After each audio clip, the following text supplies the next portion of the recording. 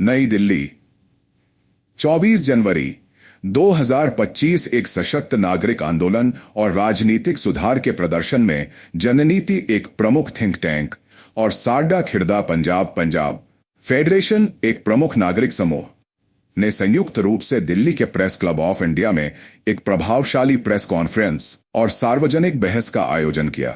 Global Midas foundation के तत्वावधान में आयोजित इस कार्यक्रम में दिल्ली के लोगों के लिए मैनिफेस्टो जारी किया गया।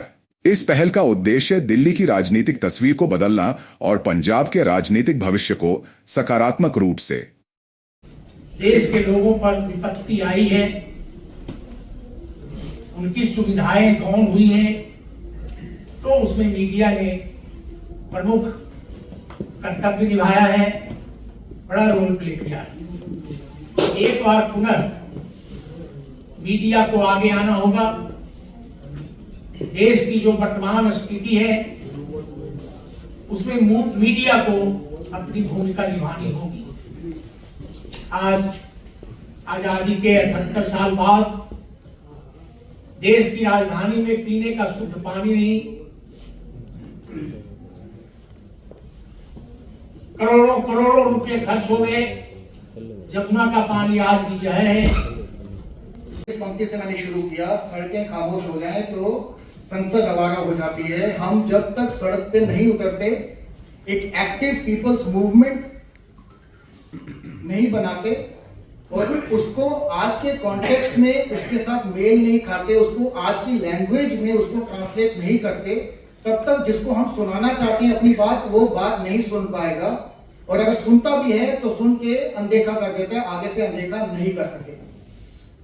मेरी आज अपील दिल्ली से और पंजाब से, सिटीजन से, कि आप प्लीज जागरूक हों, अपना राइट टू फ्रेंचाइज एक्सरसाइज करें, अपना वोट अवश्य दें और अपनी आवाज को बुलंद करें। क्या वो प्रॉमिसेस होते हैं, क्या वो स्कीम्स होती हैं, मैनिफेस्टो हम किसे कहते हैं, वो क्या होता है घोषणा पत्र, इसको आप जानें। हमारी अपील ये है, जिससे हम इन सब साथियों से जुड़े, कि manifesto should have legal sanctity. Today it does not have any legal sanctity. एक सिंबॉलिक जेस्चर।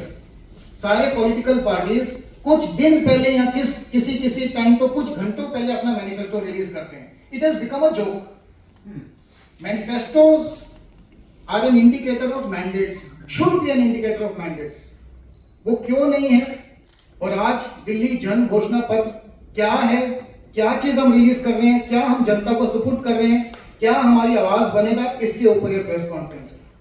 अब शुरू में मैं आग्रह करूंगा हरमीत सिंह से, जो ग्लोबल मिडास फाउंडेशन से आपको एक संस्था का जो कार्य प्रणाली है उससे अवगत कराएं, और फिर हम इंद्रप्रीत जी के पास आएंगे। Harmeet. Thank you, Aman, and thank you everyone for taking the time out and joining us for this conference. I represent Global Midas Foundation, and we've been working extensively for people in the areas of Punjab and Delhi. And we have come across a lot of problems which Amanji must have mentioned. He's mentioned now, wherein teachers have problems, farmers have problems, even the youth is engrossed in substance abuse, which we call as drug abuse.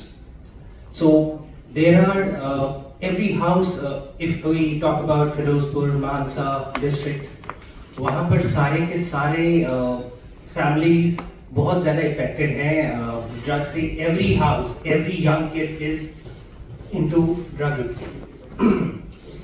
abuse. So हम लोग ने बहुत काम किया है उस जगहों पर। इनफैक्ट कि वहाँ पर हम लोग ने जब संसद की पंचों के साथ तकरीबन 60 संसद के पंचेज आए, वहाँ पर सरपंचेज आए, और उन्होंने हमें बताया कि जो वहाँ पर प्रॉब्लम्स इस वक्त प्रिवेलिंग है, फिर हम उस प्रॉब्लम्स को लेकर इनफैक्ट अथॉरिटीज़ के पास गए। We been working for last 5 years and उसका कोई रिजल्ट नहीं आ पा रहा। सिमिलरली अगर हम मानसा डिस्ट्रिक्ट की बात करते तो मेडिकल इश्यूज इतने ज़्यादा हैं कि वहाँ पर 20 to 30 विलेजेस में अभी तक कोई मेडिकल फैसिलिटीज़ ही नहीं है, इनफैक्ट ट्रांसपोर्टेशन ही नहीं है वहाँ पर। तो अब हमने वहाँ पर जाकर कम से कम भी 163 अभी तक मेडिकल कैंप्स लगा चुके हैं, एंटी ड्रग कैंप्स लगाए हैं, रिहैबिलिटेशन कैंप्स लगाए हैं, लेकिन गवर्नमेंट्स की तरफ से हमें कोई भी सपोर्ट नहीं है। तो इतनी सारी प्रॉब्लम्स होते हुए इनफैक्ट दिल्ली में भी हम लोग ने बहुत काम किया है, चाहे वो कोविड हो या कुछ भी कोई भी प्रॉब्लम आती हो, तो हमारी संस्था सबसे पहले जाकर वहाँ पर ये सारे काम करती है। So we been promised lot of things by the governments, prevailing governments and all, and now we are wanting to support, we completely support the manifesto which is being launched today, और इन संस्था का हम लोग बहुत पूरी तरह से ही हम लोग इनको सपोर्ट करते हैं। And I'll end here. Thank you so much. Indrajit, आप प्लीज इसकी रूपरेखा बताएं और अपना मत व्यक्त करें। पहले तो मैं आप सब जो यहाँ आए हैं उनका धन्यवाद करता हूँ आने के लिए और खबर देने के लिए। उसके साथ में मैं बताना चाहूँगा कि पहले दिल्ली की बात करते हैं कि दिल्ली के अंदर हम लोग पिछले 5 साल से बोल दिल्ली बोल कैंपेन चला रहे हैं। उस बोल दिल्ली बोल कैंपेन पे एक वार्ड के अंदर हमारी टीमें गई, देखा कि वहाँ क्या प्रॉब्लम है, किस तरीके से वहाँ के काउंसलर, एमएलए, एमपी उसको टेकअप करते हैं। और वो सारे का सारा कैंपेन एक फ्लैगशिप हमारा पिछले 5 साल से चला, जिसमें हमारे अरुण कुमार शर्मा जी उन्होंने उसको पूरे दिल्ली में लीड करा। अब जब वो बोल दिल्ली बोल कैंपेन चला तो राजेंद्र नगर हुआ। जब राजेंद्र नगर हुआ 48 घंटे के अंदर वहाँ के सारे बच्चों की आवाज दबा दी थी। ये वही बच्चे हैं जिनके माँ बाप उनको चाहते हैं कि वो सिविल सर्विसेज में आए, देश के लिए कुछ करे, और जब यहाँ पर आते हैं तो उनको कोई व्यवस्था तो मिलनी क्या है। उसके साथ में उनके साथ जो हुआ और प्लेन गेम शुरू हो गई, कोई किसी को जिम्मेदारी दे रहा था, कोई किसको जिम्मेदारी दे रहा था। जब हमने ये देखा वहां से तो हम लोगों ने निश्चय किया कि ठीक है अब हम इनकी आवाज बन के उठाएंगे और कंटेस्ट करेंगे। तो हमने वहां पे राजेंद्र नगर विधानसभा से अपनी नॉमिनेशन फाइल करी। तो मैं सरदार इंद्रप्रीत सिंह, तो हमने वहां से मैंने नॉमिनेशन भरा। साथ ही साथ में जो राजेंद्र नगर है ये वो सीट है जहाँ से राघव चड्ढा, दुर्गेश पाठक और यहाँ के जो मेयर है वो सारे के सारे उसी एरिया से आते हैं। जब हमने वहां नॉमिनेशन भरा और 5 साल से हमारा ये कैंपेन चल रहा था और जब ये आवाजें बुलंद होने लगी तो 55 से 60% वहां की जो वोटें हैं वो सिख और पंजाबी हुई है। किसी भी पार्टी ने जब नॉमिनेशन का टाइम आया किसी भी सिख और पंजाबी कैंडिडेट को किसी भी पार्टी ने इसमें से उतारा नहीं। वो एक ऐसी सीट है जिस सीट पे 100% बीजेपी को वोट जो है बाइकआउट किया जाता है और उसकी सीटें जाती है, वोटें जाती है सिख और पंजाबियों की आम आदमी पार्टी को। साथ ही साथ में जो वहां का पूरा इंडस्ट्रियल एरिया है वहां पे जो भी कारोबारी है मैक्सिमम सारे राजेंद्र नगर से है, तो वो भी अपने जो लेबर को बोलते हैं वो भी वहीं से वोट डालते हैं।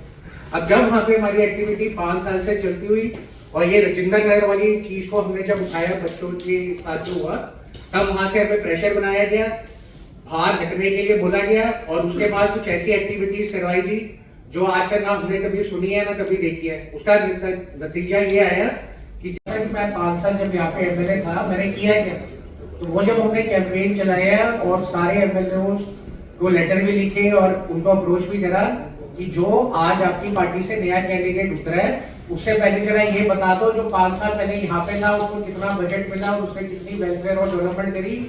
किसी के लिए ये मेन एजेंडा था ही नहीं, किसी ने इस बात को रखा ही नहीं। दूसरी जो बात होती है वेलफेयर और डेवलपमेंट की और एक स्टेट की, तो आप यहाँ से अंदाजा लगा सकते हैं कि दिल्ली की पिछले 13 साल की पर कैपिटा इनकम ले लो और जो लोग दिल्ली पे काबिज है पिछले 13 साल से उनकी इनकम टैक्स रिटर्न ले लो, तो आपको ये पता चल जाएगा कि दिल्ली वासी कितने आगे बढ़े हैं और जो लोग दिल्ली पे काबिज है वो कितने आगे बढ़े हैं। तो कुल के पोल पट्टी सामने आ जाएगी।